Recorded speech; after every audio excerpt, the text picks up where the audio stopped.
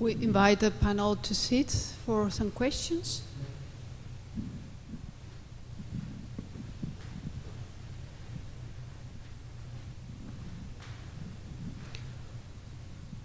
There's a question over there.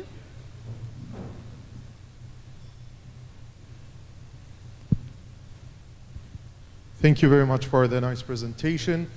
I have a question for Dr. Suri concerning the IUI. I have a lot of patients who comes with oligospermia. They're in between, 1 million to 5 million. I just want to inquire, what is the cut point for performing an IUI? I've heard, the least you will go for 2 million motile sperm, but what is your opinion on that?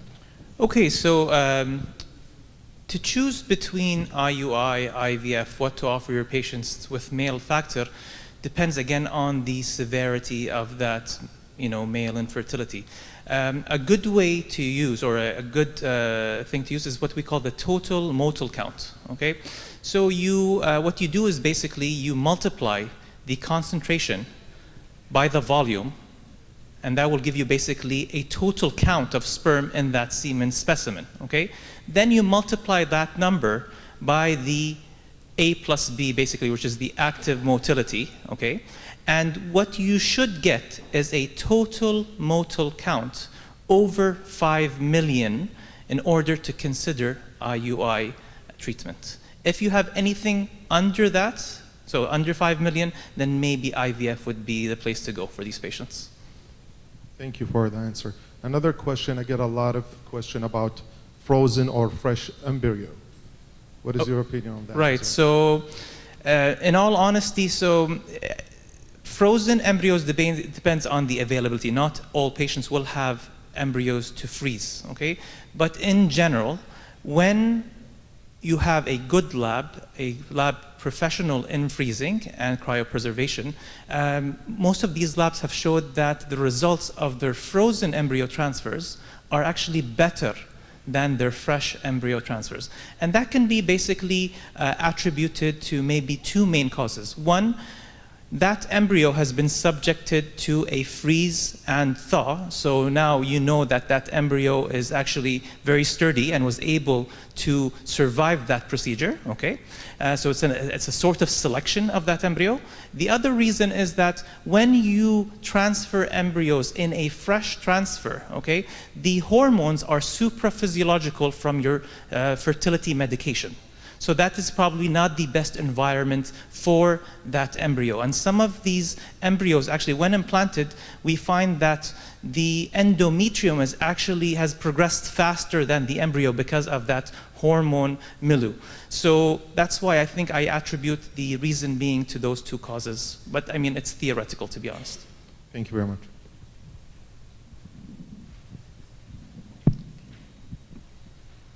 Thank you so much for a nice talk. A question again for Dr. Siri.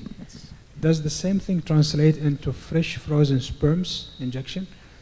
To be honest, I don't know the data about frozen sperm, but I remember reading something in Fertility and Sterility recently comparing frozen versus fresh extracted semen samples. Okay, and they found that basically fertilization and embryogenesis was equal in these patients, and also the success rates was equal in these patients. So basically, now in our clinic, for example, we employ extract sperm and freeze it, and then use that frozen sperm because we are going back to that study that shows that frozen sperm and fresh sperm in extracted samples are equal. What about fresh versus extracted testicular sperms in patients with teratospermia? To be honest, I do not know the data about that. Maybe Dr. Dlaim can maybe comment, or yes. A lot of people have looked at that, and there's debate about it. Some studies have shown maybe a 5 to 7% improvement with fresh versus frozen, but generally most people think there's not a significant difference between the two.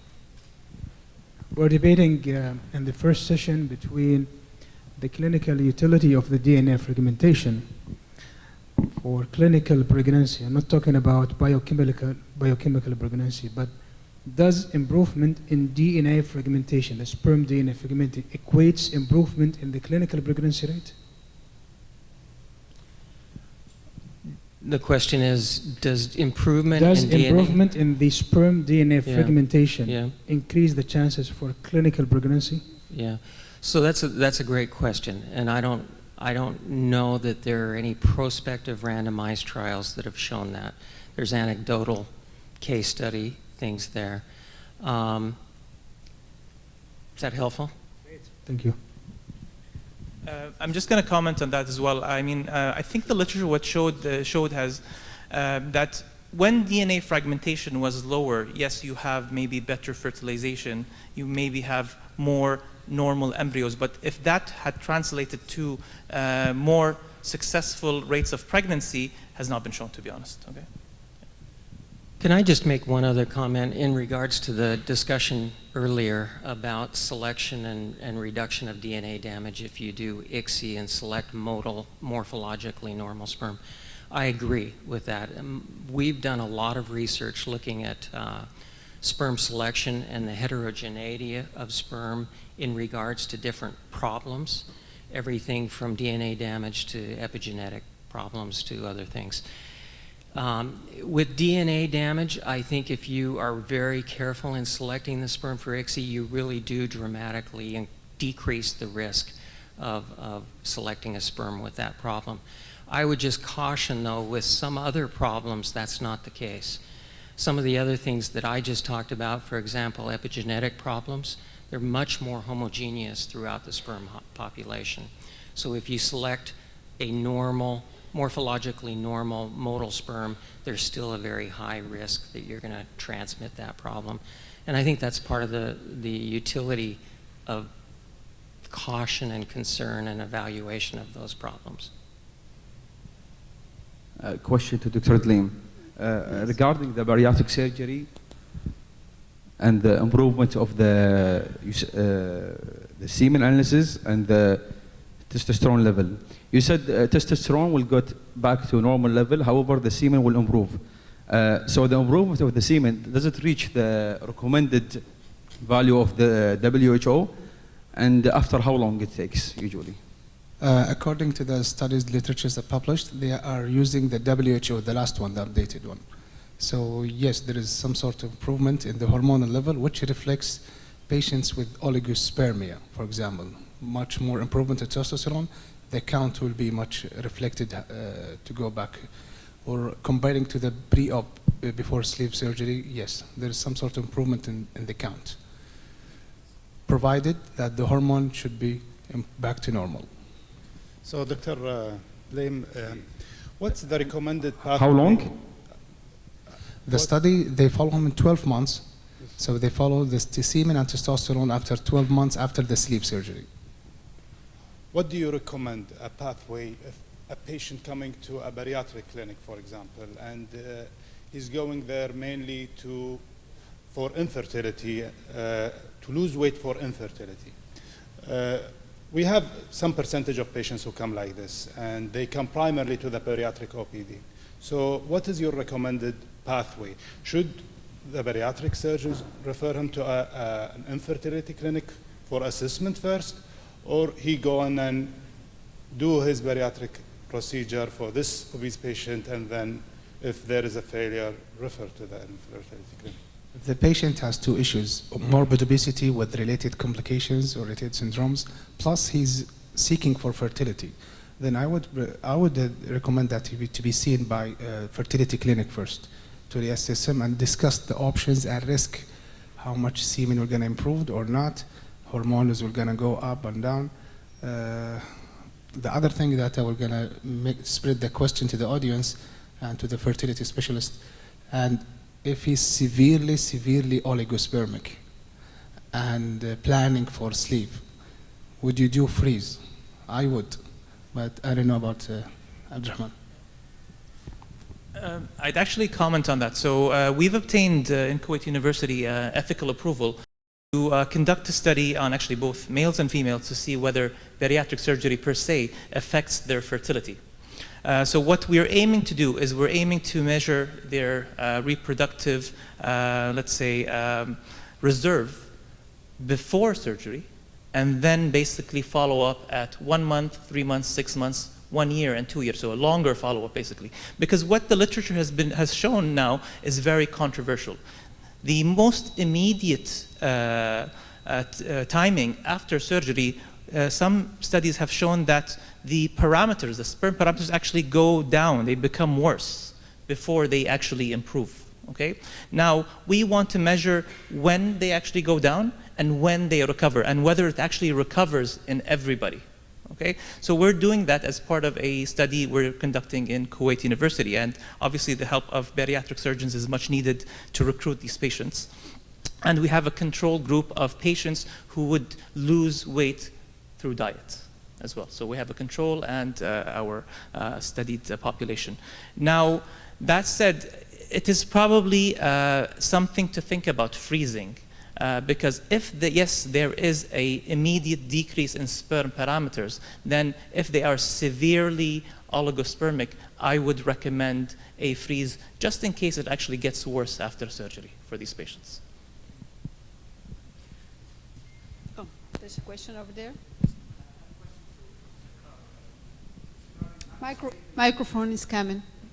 Regarding unexplained infertility who failed the previous ICSI, and the couple wants to ask you, what are the tests that they need to do? They've done everything. It's unexplained infertility. They tried one ICSI cycle. They failed. So is there any test that can be done? The second question is the totally immotile sperm. They've tried one ICSI. They failed. There's nothing in their history. The only positive thing, they're smokers. And they ask you, would you recommend testicular sperm extraction prior to another attempt of ICSI? Okay, well, with the first group of patients that failed with ICSI, you know, it would be important first off to know what happened as far as the embryos and consider both sides of the equation, the female also. But if it clearly looks like a male factor thing, I would seriously consider what's going on with the sperm, especially the epigenetic type things that I talked about. And that leads into the second question of changing the lifestyle.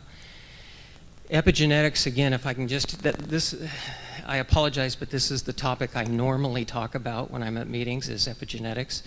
And the reason that epigenetics are important, not only does it provide a blueprint for normal embryo development, but epigenetics are the link between the environment and the health of an individual. One of the main primary links between environmental or lifestyle factors. So, for example, we know that smoking changes the epigenetic profile of sperm. Cessation of smoking reverts to normal again. Aging, another lifestyle factor, affects the epigenetics in the sperm also. And in regards to obesity, there are now 2 studies that show that obesity changes the sperm epigenetic profile, all of which can affect the ability of the embryo to make a normal pregnancy. And one of the 2 studies that I mentioned looked at bariatric surgery and showed significant changes after the surgery to the epigenetic profile. There's another study that looks at weight loss without surgery, showing the same type of thing. I think we are run out of time, so very last question, short, with a very short answer, please. No, I asked that question. In a totally immotile sperm, it's another patient scenario. They tried ICSI with that ejaculated sperm, and they come to you as an expert in embryology about their chances of having good outcome after athesia with that type of patient. What do you advise them? Any tests to do that? I think the only difference that I've actually read in the literature between TISA samples and ejaculate samples that showed that TISA samples or extracted samples have less DNA fragmentation issues than ejaculate sperm. So maybe that could benefit these patients, but I can't say because there's no data, to be honest, to say that these patients have better fertilization, these patients have better pregnancy rates. But the DNA fragmentation was shown to be actually less in the sperm that was extracted versus the ejaculate sperm. Yeah, and there are now 3 or 4 studies that are pretty good that show that. But I would again caution that if it's not a DNA damage problem, it's probably not going to solve the issue. Most of the other sperm factors are set in the germ cells, so getting a sperm from the testes isn't going to improve most of the other problems. Okay, thank you everybody. I'm very sorry. We had to close the session. We have time during the pause and the lunch breaks to have more questions. Thank you, the panel, and well, have a nice day.